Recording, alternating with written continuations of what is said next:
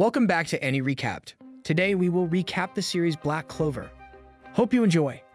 On a hazy day, a father finds two infant boys in front of his church and takes them inside. He ignites the fire in the hearth and puts both the cradles on a bed. In the firelight, the father finds their names written on their shirts, Asta and Yuno. 15 years later, as the villagers prepare their fields for the new harvesting season, they hear a loud noise. It is Asta asking a sister of the church to marry him. With her every no, his disciples rise as if to suggest the increase in volume will result in a different answer. With Asta in no mood to accept a no, the sister uses water creation magic on him. Asta, however, is one stubborn kid and reluctantly, Yuno has to step in. Despite being of the same age and having been raised together, they both are like chalk and cheese to each other. Asta is short, has no talent to use magic, and is loud. On the other hand, Yuno is tall, smart, talented, and soft-spoken. On every count, Asta stands no chance against Yuno. Despite everyone making fun of his lack of magical abilities, Asta never loses heart and always practices hard to fulfill his dream of becoming the Wizard King. In the Clover Kingdom, a traditional competition is held every year in which all the 15-year-olds of the entire country come up against each other. It is called the Grimoire Acceptance Ceremony and significantly increases the magical powers of the contestants. Among the others, this year, Yuno and Asta also are taking part in the ceremony. As the participants gather in the Grimoire Tower, the Grand Master makes an entry and starts the competition. Magical books on the shelves fly out and reach out to their destined participants. All receive their grimoire but one, Asta. With everyone laughing at Asta for his incompetence, suddenly Yuno's grimoire starts to glow. The book is the legendary four-leaf clover, the grimoire that was bestowed upon the first Wizard King and holds great powers. Everyone is in awe that such an honor is bestowed upon a commoner, not someone from a noble family. However, some get jealous as well. Outside the tower, two nobles try to take the legendary grimoire from Yuno but fail. He proves too powerful for them. Then a notorious magician attacks and takes the legendary grimoire from Yuno. He is the magic knight Repchi, famous for his chain magic. Yuno reminds him that a grimoire can only be used by its chosen master. Any other person will fail. Acknowledging the fact, Repchi replies this book is not an ordinary grimoire. It contains many dark magic techniques which can make a magician great. Asta barges in, trying to help his friend, but gets beaten up badly by Repchi. He ridicules Asta for not receiving any grimoire. Yuno calls upon Asta and asks him not to lose hope. Just then, he gets up and receives his 5-leaf clover grimoire. A 3-leaf clover represents love, faith, and hope. When the 4th leaf is added, it means good luck. However, the 5th leaf spells doom as it represents the inherent devil. Asta creates a giant magical sword from his grimoire and attacks Repchi. Watching Asta succeed brings old memories to Yuno. Asta had always been like this, working hard to achieve greater heights. It all started 10 years ago when they were 5-year kids, recalls Yuno. Trying to run fast, Yuno stumbles and falls. Asta returns to help his friend get up, and they continue running toward the hilltop, where the sister is waiting for them. After the meal, she reads them the story of the first Wizard King and how he saved the kingdom from a menacing daemon. Since then, the position of the Wizard King has attained legendary status synonymous with great power, second only to the king. Learning about the Wizard King entices Asta and Yuno to be like him and become powerful and successful. Just then, the father comes to Yuno and asks him to take his letter and deliver it to the chief of the neighboring village. Considering it an honor, Yuno takes the letter and leaves straight away. As he makes his way to the destination, snow starts to fall, and by the time he delivers the letter, it gets even heavier. In his desperation to return as early as possible, Yuno doesn't notice a thief is following him. Soon, he catches up with Yuno and takes his pendant. He asks the robber to return his necklace, but he ignores his request and pushes him back. However, before he can hit Yuno, Asta barges in and takes on the burglar. Yuno stands amazed at the bravery of Asta. Not long, the robber drops the pendant and runs away. Recalling those nostalgic moments evokes sweet memories, which turns even sweeter watching Asta taking on Repchi, the magic knight. Not believing his eyes, Repchi attacks Asta through his chain magic, but his sword absorbs all the magical energy and renders the trick useless. Then he rushes forward and strikes Repchi with a mighty strike. Watching Asta basks in the glory of his hard work and dedication soothes Yuno no end. He still remembers how 10 years ago, Asta's strong will and determination encouraged Yuno to take on the path of the Wizard King. Asta is happy receiving his grimoire, while Yuno is happy the old Asta is back again. As he walks past Asta, he reminds him about their promise to each other. We will be rivals and will become the Wizard King. Years ago, a menacing daemon attacked the Clover Kingdom. He wreaked havoc and destroyed every village that came in his path. Mankind was facing extinction when a mage of great powers and qualities stepped forward and slayed the monster. He was given the title Wizard King, and his story became a part of folklore among the Clover citizens. To honor the services of the first Wizard King, the ruler of the Clover Kingdom made it a tradition to organize a competition to find the next great wizard. Commanding the army of magic knights, the Wizard King looks after the security of the country and protects it from any internal or external evil. 9 teams of highly qualified and skilled magicians comprise magic knights, and they all work directly under the Wizard King. After the grimoire acceptance ceremony, young magicians have a period to train hard and hone their skills further for the Magic Knight's entrance exam. The test is held in the royal capital city every year. Like hundreds of other aspirants, Asta and Yuno are also training hard to excel in the exam. The news of Asta obtaining a grimoire spread like a wildfire in the villages, prompting the Grand Master to allow Asta to take part in the Magic Knight's entrance test. Worried whether Asta will be able to compete against highly skilled young mages, the father and sister talk to the Grand Wizard, asking him to revisit his decision. He, however, says that Asta asks for it and looks determined, so he can't decline. Then the father inquires if the book Asta attained is a grimoire, because no one has heard about it before, and since Asta can't use magic, how is it possible for him to get his grimoire? The Grand Master doesn't have the answer to this and replies, "Let's see." But he has a worried look, which means he is not expecting something good. Despite obtaining a grimoire, Asta is not able to use magic. He solely relies on his physical strength and martial arts techniques, which in a magical contest like the Magic Knight's entrance test will not help him much. Sensing that Asta is handicapped due to his lack of skills, Nash comes to him and advises him to forget about participating in Magic Knights.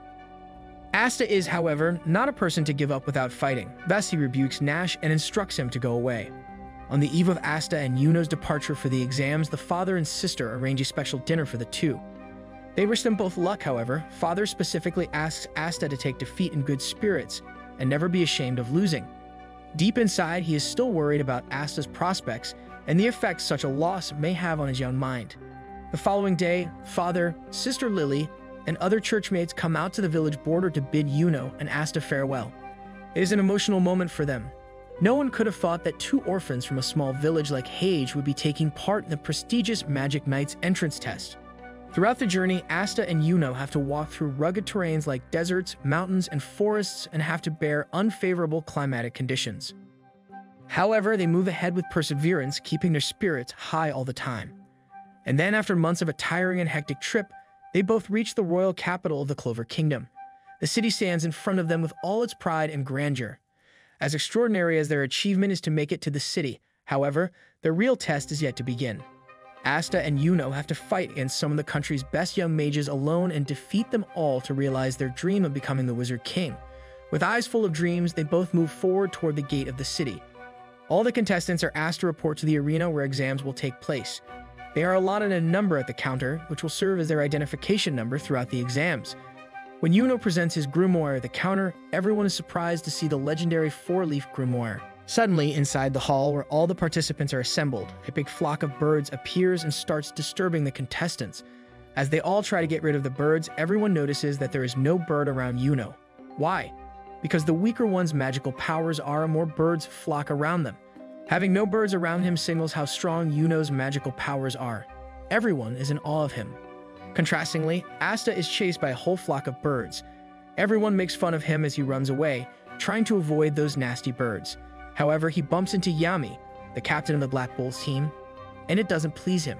He picks up Asta and mocks, killing him when other instructors stop him from causing any harm to a contestant. Black Bulls is one of the 9 Magic Knights teams and is widely known for its destructive capabilities. However, many believe they cause more destruction than required. Soon it is time for the exams to start. Fireworks start as the nobles and captains of the respective Magic Knight team make their way to the gallery.